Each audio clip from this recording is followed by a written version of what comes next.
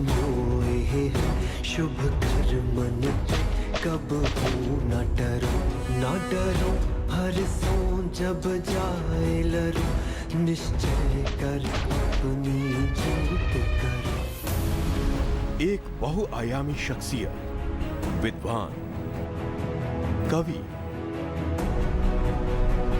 दार्शनिक, राष्ट्र निर्माता, संत सिपाही और एक शिक्षक। यही वजह है कि गुरु गोविंद सिंह जी को दुनिया के इतिहास में एक अद्वितीय स्थान प्राप्त है।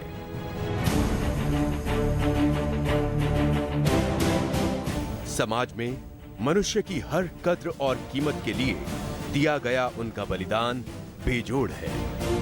श्री गुरु गोविंद सिंह एक शख्सियत जिनके जीने का मकसद ही था मानवता के लिए जीना।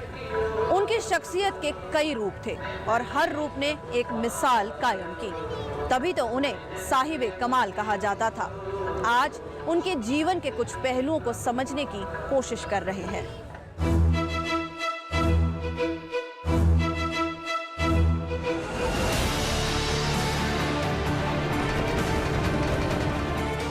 गोविंद सिंह अपने पिता गुरु तेग बहादुर और माता गुजरी के एकमात्र पुत्र थे।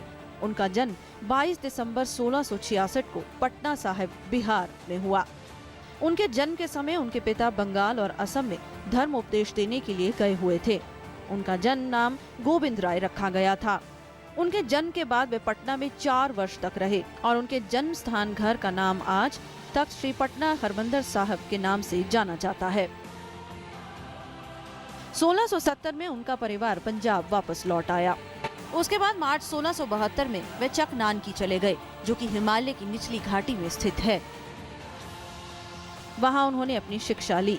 चकनानकी शहर की स्थापना गोविंद सिंह के पिता तेग बहादुर जी ने की थी, जिसे आज अनंतपुर साहिब के नाम से जाना जाता है। बड़ी ही छोटी उम्र में गुरु गोविंद ने मानवता के लिए अपने पिता द्वारा दी गई कुर्बानी को देखा। He was a unique person. Imagine at the age of 9, when beheaded head of the father is brought to him by Jeta. Now, can you imagine his state of mind? This means he might have thought of why the Sikhs in Delhi were unable to claim the dead body. They had to bring it in disguise. So this means they were scared of facing the consequences. So he said, I'll give them such a shape that they cannot hide from their duty. Now to me, Sikh is a soldier in uniform. Wherever he is, day and night, with his 5 symbols intact, he has to perform duties. He can't run away from whatever is due from him. महज 9 साल की उम्र में गुरु गोविंद सिंह ने ऐसे फैसले लिए जो शायद कोई सोच भी नहीं सकता। औरंगजेब उस वक्त जबरन सभी हिंदुओं को इस्लाम कबूल करा रहा था। ऐसे में कश्मीर से ब्राह्मण पंडित उनके पिता गुरु तेग बहादुर से मदद मांगने पहुंचे।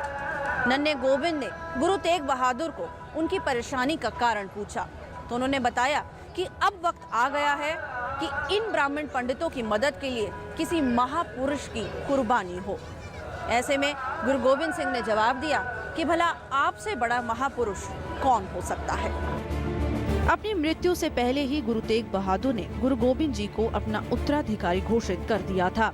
बाद में मार्च 29, 1676 में गोविंद सिंह 10वें सिख गुरु बन गए। यमुना नदी के किनारे एक शिविर में रहकर गुरु गोविंद जी ने मार्शल आर्ट्स, शिकार, साहित्य और भाषाएं जैसे कि संस्कृत, फारसी, मुगल, पंजाबी तथा ब्रज भाषा भी सीखी। सन 1684 में उन्होंने एक महाकाव्य कविता भी लिखा, जिसका नाम है वार श्री भगवती जी की, या जिसे चंडी दीवार भी कहा जाता है। यमुना के किनारे करके गुरु साहब बहुत एकांत में जाके वहाँ वाणी की रचना करी। मेरे को लग रहा है कि वो वहाँ केवल और केवल वाणी की रचना नहीं हुई, वहाँ उन्होंने सिखों को मानसिक तौर पे तैयार करने के लिए वाणियाँ रची हैं। अब वार श्री भगवती जी की, चंडी दीवार, जहाँ जितनी भी वारें हैं, जो दूसरी वाणियाँ भी उनकी हैं, अकाल उस्तसी ले लीजिए, ये सारी वाणियाँ उन लोगों को मानसिक तौर पर तैयार कर। गुरु गोविंद सिंह को एक बात पता थी कि सिर्फ शारीरिक बल से जंग नहीं कभी जीते जाते, जंग जीतने के लिए मानसिक बल चाहिए। और मानसिक बल के लिए उन्होंने वार भगवती जैसी, चंडीदी वार जैसी रचनाएं लिखी हैं। और वार श्री भगवती जी हमारी अरदास का एक हिस्सा है। गुरुओं के नाम बाद में आते हैं, भगवती पहले आती है। प्रथम भगवती सिमर के गुरु नानक ਲਈ ਤੇ ਆਇਆ। ਉਹਨਾਂ ਨੇ ਦੇਖਿਆ ਉਹਨਾਂ ਦੇ ਸਮੇਂ ਸੰਕੀਰਣਤਾ ਹੋ ਰਹੀ ਸੀ, ਉਸ ਤੋਂ ਬਾਹਰ ਕੱਢਣ ਲਈ ਉਹਨਾਂ ਨੇ ਇੱਕ ਨਵਾਂ ਸੰਦੇਸ਼ ਦਿੱਤਾ, ਮਾਨਸ ਕੀ ਜਾਤ ਸਭੇ ਏਕੇ ਪਹਿਚਾਨਬੋ। ਇਹ ਸੀ ਉਹਨਾਂ ਦਾ ਮੈਸੇਜ। ਮਿਸ਼ਨ ਕੀ ਸੀਗਾ, ਉਹ ਆਪ ਆਪਣਾ ਮਿਸ਼ਨ ਦੱਸਦੇ ਹਨ ਬਚਿੱਤਰ ਨਾਟਕ ਵਿੱਚ। ਜਾਂ ਗਿਓ ਤਾਂ ਧਰਮ ਚਲਾਇਓ, ਕੁਬਤ ਕਰਨ ਤੇ ਲੋਕ ਉਠਾਇਓ, ਕਿ ਮੇਰਾ ਕੰਮ ਕੀ ਹੈ, ਧਰਮ ਦਾ ਪ੍ਰਚਾਰ ਕਰਨਾ ਹੈ ਤੇ ਮਾੜੇ ਕੰਮ ਕਰਨ ਤੋਂ ਲੋਕਾਂ ਨੂੰ ਰੋਕਣਾ है। उन्होंने अपनी माँ बोली के बारे में और पंजाबी में भी जो साहित्य रचना की, जिस तरह के वो कवि थे, जिस तरह के वो एक फिलॉसफर थे, उनकी फिलॉसफी आज भी बहुत ज़्यादा मायने रखती है। प्रकृति का एक नियम है कि जब भी किसी जुल्म, अन्याय, अत्याचार की पराकाष्ठा होती है तो उसे हल करने अथवा उसके उपाय के लिए कोई कारण भी बन जाता है। इसी नियमाधीन जब मुगल शासक औरंगजेब द्वारा जुल्म, अन्याय व अत्याचार की हर सीमा लांघ श्री गुरु तेग बहादुर जी को दिल्ली में चांदनी चौक पर शहीद कर दिया गया, तभी गुरु गोबिंद सिंह जी ने अपने अनुयायियों को संगठित कर खालसा पंथ की स्थापना की, जिसका लक्ष्य था धर्म व नेकी के आदर्श के लिए सदैव तत्पर रहना। ਗੁਰੂ ਸਾਹਿਬ ਨੇ ਖਾਲਸਾ ਸਾਜਿਆ। ਉਹਨਾਂ ਦਿਨਾਂ ਵਿੱਚ ਮੀਨਸ ਆਫ ਕਮਿਊਨੀਕੇਸ਼ਨ ਨਹੀਂ ਸੀ, ਤੇ ਅਸੀਂ ਹੈਰਾਨ ਹੁੰਦੇ ਹਾਂ ਕੀ ਖਾਸ ਗੱਲ ਸੀ ਕਿ ਗੁਰੂ ਸਾਹਿਬ ਉਹਨਾਂ ਦਿਨਾਂ ਵਿੱਚ 5 ਪਿਆਰੇ 5 ਦੂਰ ਪ੍ਰਦੇਸ਼ਾਂ ਤੋਂ ਉਹਨਾਂ ਕੋਲ ਆ ਗਏ। ਇਹਦਾ ਮਤਲਬ ਕੀ ਹੈ, ਗੁਰੂ ਨਾਨਕ ਤੋਂ ਲੈ ਕੇ 9ਵੇਂ ਪਾਤਸ਼ਾਹ ਤੱਕ ਸਿੱਖੀ ਦਾ ਜਿਹੜਾ ਫੈਲਾਅ ਇੰਨਾ ਹੋ ਚੁੱਕਿਆ ਸੀ ਕਿ ਇੱਕ ਕਾਲ ਦੇਣ ਤੇ ਗੁਰੂ ਸਾਹਿਬ ਨੂੰ ਕੁਰਬਾਨੀ ਦੇਣ ਲਈ देश के ਵੱਖ-ਵੱਖ प्रांतों तो लोग आ गए। पुराने रीति रिवाजों से ग्रसित, निर्बल, कमजोर व साहसहीन हो चुके लोग सदियों की राजनीतिक व मानसिक गुलामी के कारण कायर हो चुके थे। निम्न जाति के समझे जाने वाले लोगों को, जिन्हें समाज तुच्छ समझता था, दशमेश पिता ने अमृत छकाकर सिंह बना दिया। इस तरह 13 अप्रैल 1699 को शीसगढ़ साहिब आनंदपुर में 10वें गुरु गोविंद सिंह जी ने खालसा पंथ की स्थापना की। खुद उन्होंने भी 5 प्यारों के हाथों अमृत पिया और यहीं उन्हें गोविंद दास से गोविंद सिंह का नाम मिला। वाह वाह गोविंद सिंह पे गुरचेला, वाह वाह गोविंद सिंह पे गुरचेला, वाह वाह गोविंद सिंह पे गुरचेला, वाह वाह गोविंद सिंह पे गुरचेला। ਨੈਸ਼ਨਲ ਇੰਟੀਗ੍ਰੇਸ਼ਨ, ਉਹਨਾਂ ਨੇ ਕਿਵੇਂ ਨੈਸ਼ਨਲ ਇੰਟੀਗ੍ਰੇਸ਼ਨ ਕੀਤੀ? ਵੱਖ-ਵੱਖ ਪ੍ਰਾਂਤਾਂ ਤੋਂ ਆਏ ਬੰਦਿਆਂ ਨੂੰ ਇੱਕ ਬਾਟੇ ਵਿੱਚ ਅੰਮ੍ਰਿਤ ਛਕਾ ਕੇ। ਪਰ ਕਮਾਲ ਦੀ ਗੱਲ ਇਹ ਹੋਈ, ਅਸੀਂ ਦੇਖਦੇ ਹਾਂ ਕਿ ਜਿਹੜਾ ਪਹਿਲਾ ਫਾਊਂਡਰ ਹੈ ਉਹਨੂੰ ਕੋਈ ਕਨਵਰਟ ਨਹੀਂ ਕਰਦਾ, ਉਹ ਦੂਜੇ ਨੂੰ ਕਨਵਰਟ ਕਰਦਾ। It was John who baptize Christ, but who baptize John nobody knows. Now here is a unique example that Guru baptizes 5 people from different castes, most of them from so-called lower caste. Then he stands before them कि जी मैं थोड़ा तनीमा हो गया, तुसी खालसा हो गए हो, कृपा करके मैनू भी उसी अमृत दे बाटे विचों अमृत छका के अपने बराबर कर लो। गुरु 20 बिस्वे, संगत 21 बिस्वे, किधरे नहीं हुंदा। आम तौर पर जिहड़ा लीडर है गुरु वड्डा हुंदा, वो कहते नहीं संगत वड्डी है। एक नई पहचान देने की बात है कि अपने वैरियर्स को, अपने सिखों को एक नई पहचान दें जो पूरी दुनिया में खड़े अलग नज़र आए। जब तक खालसा रहे न्यारा, है ना, न्यारा एक रूप देने के लिए। और जो 5 चिन्ह दिए हैं, जो ककार दिए हैं, उनके भी सिंबॉलिक बहुत बड़े मीनिंग्स हैं। लोकतंत्र जिसको हम कहते हैं कि अकेला बंदा राज नहीं करेगा, अकेला बंदा कोई फैसला नहीं करेगा। उन्होंने उसी टाइम 5 प्यारे दिए, 1699 में 5 प्यारे दे रहे हैं कि अब जो फैसले हैं वो सारे 5 लोग करेंगे, एक बंदा नहीं करेगा। गुरु गोबिंद सिंह खुद भी फैसला कर सकते थे, कौन रोकने वाला था?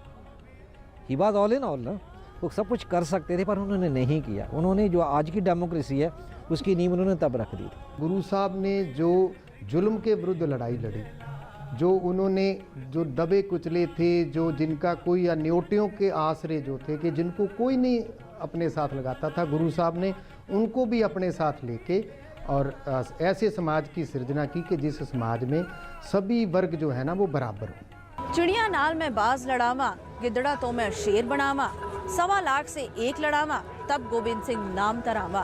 कहते हैं जब गुरु गोबिंद सिंह जी ने अमृत का कटोरा तैयार किया, तब एक छोटी सी चिड़िया ने आकर अमृत चख लिया। ये देखकर गुरु जी के बाज ने उस चिड़िया पर हमला किया, लेकिन उस चिड़िया ने गुरु जी के बाज को लहू लुहान कर दिया और जीत हासिल की। ये वाकया दर्शाता है पंथ की ताकत को और एकता को। दूसरी तरफ मुगलों का अत्याचार जारी था। 1704 में चमकौर साहब की जंग इतिहास की महत्वपूर्ण जंग मानी जाती है।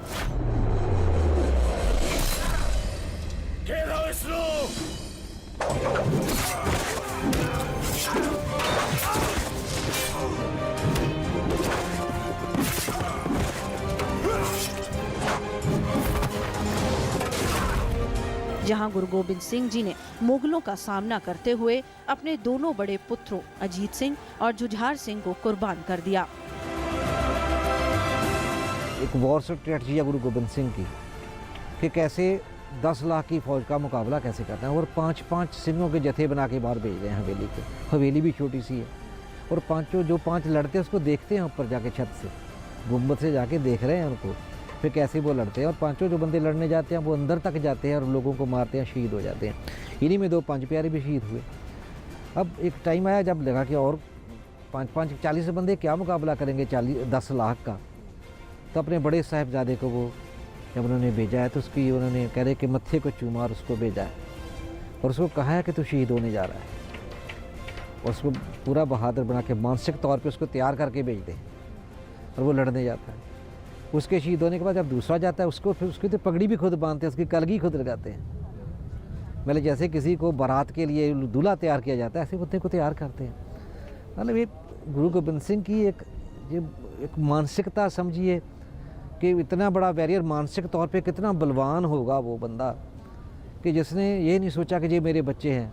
वहीं सरहिंद के मुस्लिम गवर्नर ने गुरु गोबिंद सिंह के माता और 2 पुत्र जोरावर सिंह और फतेह सिंह को बंदी बना लिया था। जब उनके दोनों पुत्रों ने इस्लाम धर्म को कबूल करने से मना कर दिया तो उन्हें जिंदा दीवार में दफना दिया गया।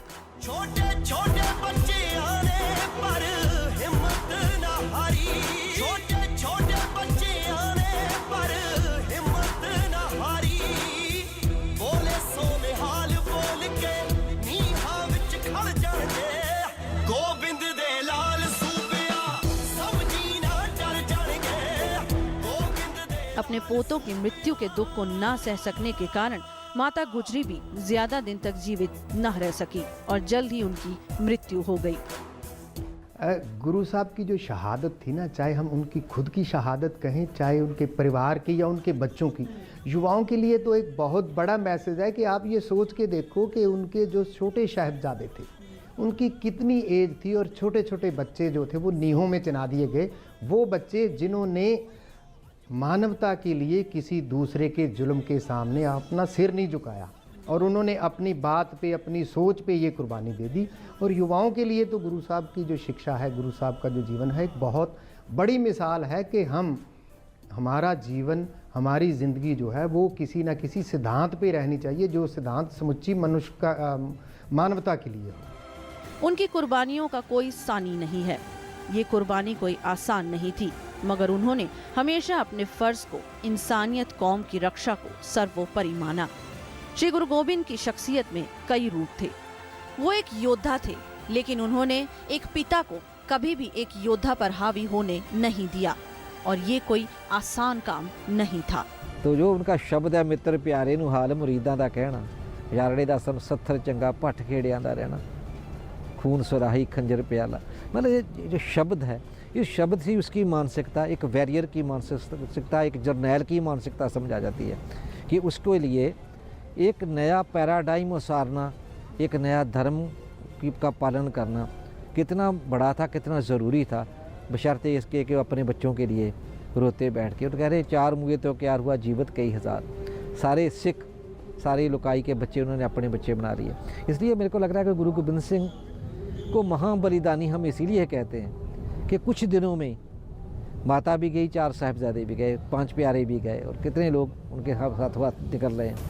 और इतना बड़ा बलिदान मेरे ख्याल में दुनिया में कोई इसका आप एग्जाम्पल ऐसा कहीं भी नहीं होगा।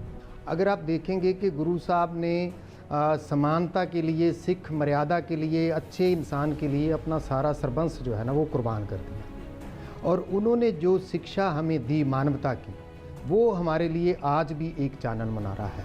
मित्र प्यारे हाल मुरी बांधा तेना, मित्र प्यारे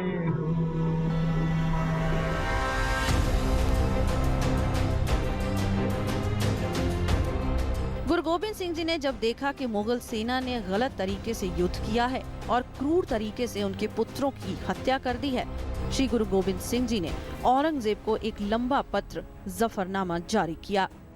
इसमें लिखा था, तेनू माण है अपनियां फौजां ते अते हुकूमत ते, मैनू माण है अपने प्रभु ते। तू देश दा बादशाह जरूर है, पर धर्म ईमान तो बहुत दूर है। जो जफरनामा है वो गुरु गोबिंद सिंह जी की तरफ से जो औरंगजेब को लिखा गया, उसमें सबसे बड़ी बात तो ये है कि उन्होंने कहा कि ये तुम मत सोच के मेरे परिवार को ख़त्म करके जो है वो पूरे हिंदू धर्म को तो ख़त्म कर लेगा। मेरे जो खालसा पंथ जो मैंने साजा है वो तेरे से इस चीज़ का बदला भी लेंगे, और जो तेरी इस्लाम के ख़िलाफ़ जो तूने काम किया, क्योंकि इस्लाम के ख़िलाफ़ गुरु गोबिंद सिंह ना कोई गुरु थे। गुरु गोबिंद सिंह जी ने बल्कि पूरे गुरुओं ने जो है वो गुरबानी में भी अगर हम देखते हैं तो बाबा फरीद की बानी है, बहुत सारे और जो है वो हम कह सकते हैं कि पीरों फ़कीरों की बानी है। वो एक पैन इंडियन टेक्स्ट है जो जिससे गुरु गोबिंद सिंह जी को बहुत ज़्यादा इंस्पिरेशन मिली। तो वो किसी इस्लाम या किसी इज़्म के ख़िलाफ़ नहीं थे, किसी धर्म के ख़िलाफ़ नहीं थे, बल्कि औरंगज़ेब को ज़फ़रनामा में इसी चीज़ का उन्होंने ज़िक्र किया है कि जो तेरे जुल्म है वो बिल्कुल इस्लाम के असूलों के ख़िलाफ़ है।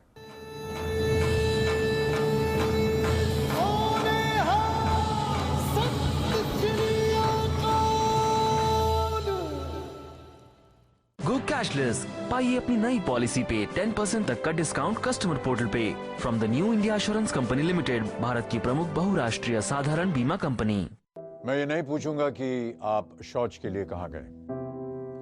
मैं ये भी नहीं पूछूंगा कि अगर आप खुले में शौच के लिए गए तो क्या आपने अपने बच्चे की जान को खतरे में डाला?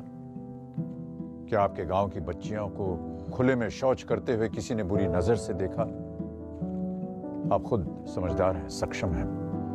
आप ये तो जानते ही होंगे कि हमारे देश में 70,000 से ज्यादा गांव के लोगों ने खुले में शौच की प्रथा को खत्म कर दिया है। गांव के बच्चे, महिला, पुरुष सब इस लक्ष्य में जुटे।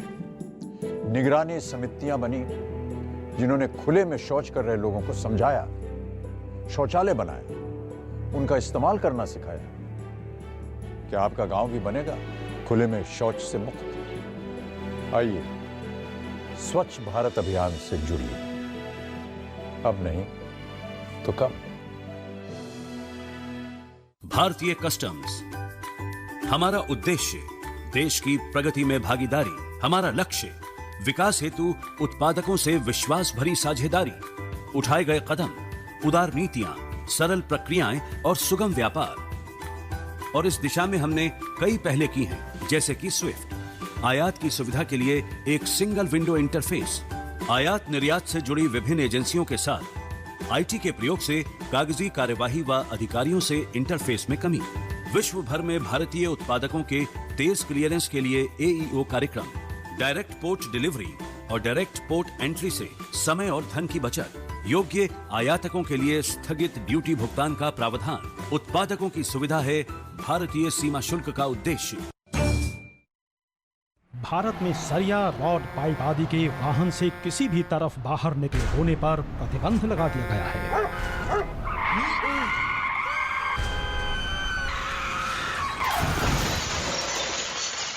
ऐसा करना कानूनन एक दंडनीय अपराध है। वाहन मालिक, चालक, सरिया विक्रेता और उपभोक्ताओं के सहयोग से अनेक हादसे टल सकते हैं। सदा ध्यान रखें, सरिया, पाइप इत्यादि वाहन से बिल्कुल भी बाहर न निकले हों। अब मैं अपने लाइफ की सबसे बड़ी मूवमेंट लीड करने जा रहा हूँ, जो इंडिया के लिए बहुत ज़रूरी है। आपको खड़ा होना पड़ेगा मेरे साथ टीम स्वच्छ भारत मिशन का हिस्सा बनकर, और हम सब मिलकर एक ऐसा इंडिया बनाएंगे जहाँ हर कोई टॉयलेट यूज़ करता हो, क्योंकि जब सब टॉयलेट यूज़ करेंगे तो सब प्रोग्रेस करेंगे।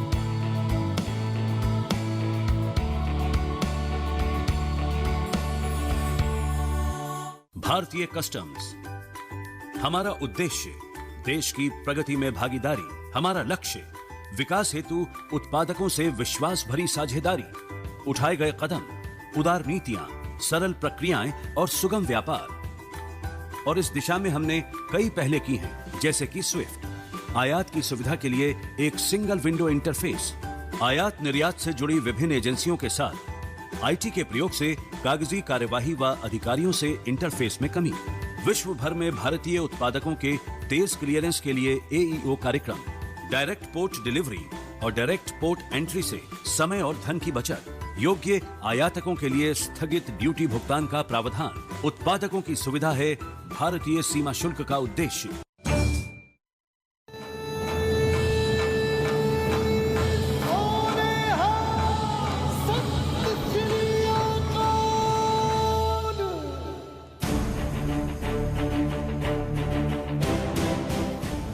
श्री गुरु गोविंद जी ने अपनी आखिरी जंग लड़ने का फैसला किया और इसी दौरान उनसे 40 सिख बिछड़ गए, जो बाद में खिदराने में फिर मिले। इन शेरों ने जमकर मुगलों को चने चबवाए और कई शहीद भी हो गए। यहाँ गुरुजी ने उन्हें कहा कि इन सभी शहीदों को मुक्ति मिलेगी और इन्हें 40 मुक्ते कहा जाता है और इस जगह को मुक्तसर के नाम से जाना जाता है। इसके बाद गुरु गोविंद सिंह जी ने लंबा समय अपने लेखन को दिया। उन्होंने पहले से ही गुरु अर्जुन देव जी द्वारा संपादित आदि ग्रंथ में गुरु तेग बहादुर जी की बाणी को भी शामिल किया। उन्होंने अपने लेखन का एक संग्रह बनाया है जिसको नाम दिया दसम ग्रंथ। अहंकारी अत्यंत सूक्ष्म अहंकार के शिकार हो जाते हैं। ज्ञानी, ध्यानी, गुरु, त्यागी या सन्यासी होने का अहंकार कहीं ज्यादा प्रबल हो जाता है। ये बात गुरु गोविंद सिंह जी जानते थे, इसलिए उन्होंने न केवल अपने गुरुत्व को त्याग गुरगद्दी गुरु ग्रंथ साहब को सौंपी, बल्कि व्यक्ति पूजा ही निषेध कर दी। गुरु साहब अंत समय गुरु ग्रंथ साहब ਨੂੰ ਗੱਦੀ ਦੇ ਗਏ। ਇਹ ਬੜੀ ਦੂਰਦਰਸ਼ੀ ਦੀ ਗੱਲ ਸੀ। ਜੇ ਇਨਸਾਨ ਗੁਰੂ ਹੁੰਦਾ ਅੱਜਕੱਲ ਤੇ ਜਿਵੇਂ ਪੋਲੀਟੀਕਲ ਧੜੇ ਬਣ ਰਹੇ ਹਨ, ਕਿਹਨੂੰ ਸਪੋਰਟ ਕਰਦਾ, ਕਿਹੜੀ ਗਵਰਨਮੈਂਟ ਦੇ ਖਿਲਾਫ ਬੋਲਦਾ ਜਾਂ ਹੱਕ ਵਿੱਚ ਬੋਲਦਾ, ਤੇ ਉਹਦੀ ਮਾਨਤਾ ਘਟ ਜਾਣੀ ਸੀ। ਪਰ ਗੁਰੂ ਗ੍ਰੰਥ ਭਾਵੇਂ ਅਸੀਂ ਕਿਸੇ ਪਾਰਟੀ ਨਾਲ ਸੰਬੰਧਿਤ ਹਾਂ, ਅਸੀਂ ਉਹਨੂੰ ਗੁਰੂ ਮੰਨਦੇ ਹਾਂ। एक ਵੱਡਾ ਕੰਮ ਕੀਤਾ ਉਹਨਾਂ ਨੇ। ਗੁਰੂ ਪੰਥ ਤੇ ਗੁਰੂ ਗ੍ਰੰਥ, ਗੁਰੂ ਪੰਥ ਇਕੱਠਾ ਹੋ ਕੇ ਫੈਸਲਾ ਕਰੇਗਾ, ਗੁਰੂ ਗ੍रंथ ਦੀ ਹਜ਼ੂਰੀ करेगा तो वो फैसला सब ਨੂੰ ਪ੍ਰਵਾਨਿਤ होएगा। गुरु मान्यो ग्रंथ, यही संदेश अब युगों युगों तक अटल रहेगा। हर सिख को इसी गुरु ग्रंथ को सर्वोपरि मानना है, जिसमें गुरुओं की बाणी अर्जित है। सब सिखन को हुक्म है गुरु मान्यो ग्रंथ, सब सिखन को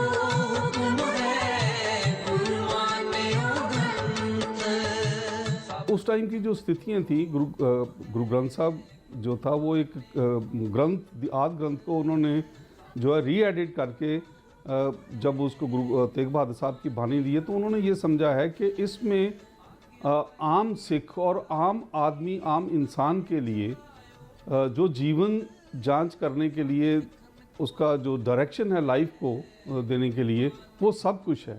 तो आगे जो है किसी फिज़िकल गुरु की ज़रूरत नहीं है। तो मुझे लगता है कि ये गुरु गोविंद सिंह जी के का जो है हम सब के लिए एक बहुत बड़ा हुक्म भी है और बहुत हम देखते हैं कि सक्सेसफुल भी है। बाबा बंदा सिंह बहादुर, एक आम व्यक्ति से एक योद्धा तक का सफर, ये गुरु गोविंद सिंह जी का विश्वास ही था जिसने बाबा बंदा सिंह बहादुर को मानवता के लिए लड़ने में सक्षम बनाया। और बाबा बंदा सिंह बहादुर ने गुरु गोविंद सिंह के विश्वास को हकीकत में तब्दील कर दिया। सिख इतिहास में अगर बाबा बंदा सिंह बहादुर का जिक्र ना करें तो शायद ये अधूरा रह जाएगा। उन्होंने गुरु गोविंद सिंह के साथ मिलकर कई लड़ाइयाँ जीती हैं। पहली बात तो एक बंदा जो है, बंदे की अपनी हिस्ट्री देखें तो वो जम्मू से आ रहा है, वो बंदा बैरागी है, बंदा बहादुर नहीं है, बंदा सिंह नहीं है। उसको पहले तो सरदार बना, वो सरदार बनाकर उसको फिर पूरी सिख जो फौज है उसकी बागडोर उसके हाथ में दे देनी, उसकी लीडरशिप उसको दे दी। बंदा बहादुर का स्थान गुरुओं से हमारे से कम नहीं है, ठीक है, गुरु साहब ने उनको बख्शिश दे के भेजा है। पर जहाँ तक वैरियर का सवाल है, बंदा बहादुर वैरियर छोटा नहीं है, बहुत बड़ा वैरियर, और गुरु गोबिंद सिंह जी का भरोसा आया हुआ वैरियर है। कहते जैसे पूरी ताकत अपनी उसमें इन्होंने दे दी हो कि अब तेरा काम है ये करना, और उसने करके दिखा दिया।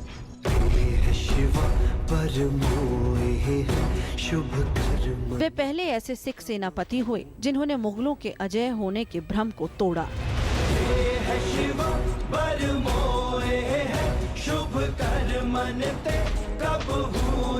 छोटे साहिबजादों की शहादत का बदला लिया और श्री गुरु गोबिंद सिंह द्वारा संकल्पित प्रभु सत्ता संपन्न लोक राज्य की राजधानी लोहगढ़ में खालसा राज की नींव रखी। यही नहीं, उन्होंने श्री गुरु नानक देव जी और गुरु गोबिंद सिंह जी के नाम से सिक्का और मोहरें भी जारी करके निम्न वर्ग के लोगों को उच्च पद दिलाया और हल वाहक किसान मजदूरों को जमीन का मालिक बनाया। मरने से पूर्व बंदा सिंह बहादुर जी ने अति प्राचीन जमींदारी प्रथा का अंत कर दिया था तथा कृषकों को बड़े बड़े जागीरदारों और जमींदारों की दास्ता से मुक्त कर दिया था। वे सांप्रदायिकता की संकीर्ण भावनाओं से परे थे।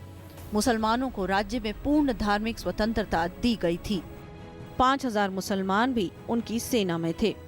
बंदा सिंह ने पूरे राज्य में यह घोषणा कर दी थी कि वे किसी प्रकार के मुसलमानों को क्षति नहीं पहुंचाएंगे और वे सिख सेना में अपनी नमाज पढ़ने और खुतबा करवाने में स्वतंत्र होंगे।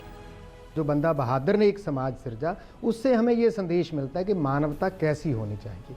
ये गुरु गोबिंद सिंह जी की बहुत बड़ी उपलब्धि थी और इसी समाज के ही बाद में चलते हुए हम कह सकते हैं कि डेमोक्रेसी का जन्म हुआ। धर्म असी इस तरह ले लेने हैं कि गुरुद्वारा जाना, मंदिर जाना ये धर्म नहीं है। धर्म सी अपने नेक काम करने, अपनी ड्यूटी करनी ते चंगी तरह करनी, ये उन्होंने धर्म सीगा। जो गुरु साहब ने हमें संदेश दिया है, सभ्य सांझीवाल कोई ना दिसे बारह जियो, क्योंकि अगर इंसान की परिभाषा की बात की जाए, सबसे बड़े धर्म की बात की जाए तो गुरबानी कहती है सर्वधर्म में श्रेष्ठ धर्म हर को नाम जप निर्मल कर्म। सिखों के 10वें गुरु श्री गुरु गोबिंद सिंह जी का 350वां जन्म शताब्दी समारोह उनकी जन्मस्थली बिहार की राजधानी पटना में मनाया गया। खुद प्रधानमंत्री नरेंद्र मोदी इसमें शामिल हुए। सिख धर्म के 10वें गुरु श्री गुरु गोविंद सिंह जी महाराज के 350वें प्रकाशोत्सव को लेकर बिहार की राजधानी पटना का माहौल पूरी तरह भक्तिमय रहा। पटना सिटी स्थित तख्त श्री हरमंदिर साहिब में दर्शन और मत्था टेकने के लिए श्रद्धालुओं का तांता लगा रहा। वहीं शहर के गांधी मैदान में बनाए गए गुरुद्वारे में लाखों की संख्या में श्रद्धालु दर्शन के लिए उमड़ते रहे। केंद्र सरकार के साथ ही राज्य सरकार ने भी इस आयोजन को यादगार बनाने में कोई कोर कसर नहीं छोड़ी थी। हालांकि मुख्य आयोजन गुरुवार को गांधी मैदान में हुआ और इस मौके पर प्रधानमंत्री नरेंद्र मोदी प्रकाशोत्सव में शामिल होने के लिए खुद पटना में मौजूद भी रहे। गुरु गोविंद सिंह महाराज साहब को जब याद करते हैं तो कुछ इतिहासकार शौर्य और वीरता के पहलू को ही प्रकट करते हैं, लेकिन उनकी वीरता के साथ उनकी जो धीरता थी, धैर्य था, वो अद्भुत था। वे संघर्ष करते थे, लेकिन त्याग की पराकाष्ठा अभूतपूर्व थी। वे समाज में बुराइयों के खिलाफ लड़ते थे। ऊंच नीच का भाव, जातिवाद का जहर, उसके खिलाफ भी लड़ाई लड़के समाज को एकता के सूत्र में बांधना, सबको समानता, इसमें कोई ऊंच नीच का भेद न हो, उसके लिए जीवन पर्यंत अपनों के बीच भी वो आग्रह पूर्वक बातों को मनवाने में अपना जीवन खपाते रहे थे। गुरुजी ने जिन शस्त्रों से दुश्मनों को पस कर अपना लोहा बनवाया था, उन शस्त्रों और उनसे जुड़ी दूसरी वस्तुओं की प्रदर्शनी भी गांधी मैदान में लगाई गई थी। प्रदर्शनी श्रद्धालुओं के लिए आकर्षण का केंद्र बनी रही। तख्त श्री हरमंदिर साहिब सहित तमाम गुरुद्वारों में गुरबाणी और शबद कीर्तन से पूरा माहौल भक्तिमय बना रहा। श्रद्धालुओं को दिक्कत न हो, इसके लिए जहां बिहार वासी अपनी सेवा दे रहे थे, वहीं देश और विदेश से आए हजारों की तादाद में सेवादार भी अपनी सेवा दिन रात दे रहे थे। लंगर हो या फिर गुरुद्वारों में साफ सफाई या फिर जोड़ा घर, सड़कों की सफाई में सेवादार निस्वार्थ भाव से सेवा में तत्पर रहे।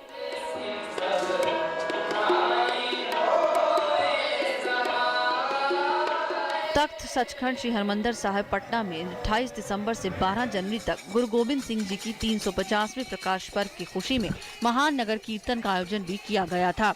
इस नगर कीर्तन के अलावा गुरु गोबिंद की फौज के सिपाही, जिन्हें निहंग भी कहा जाता है, अपने कर्तव्य भी यहाँ दिखा रहे हैं। कुल मिलाकर प्रकाश पूरब एक यादगार उत्सव के रूप में संपन्न हुआ।